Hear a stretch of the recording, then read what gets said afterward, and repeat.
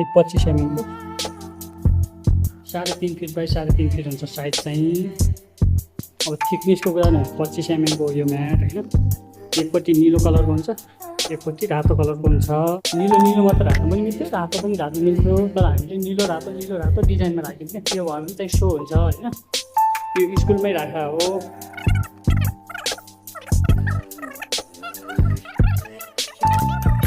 यसै निकाल्यो ल।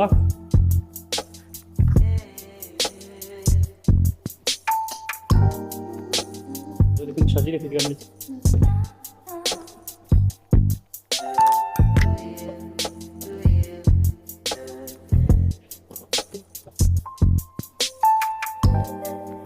यो छेउछेउमा चाहिँ काटेर मिलाउने हो। यसरी मिलाउने हुन्छ, यो काटेर एक्चुअली मात्रै काट्छ, सजिलो हुन्छ कि यसले बाङमा काट्दैन। त्यसरी मिलाउनु।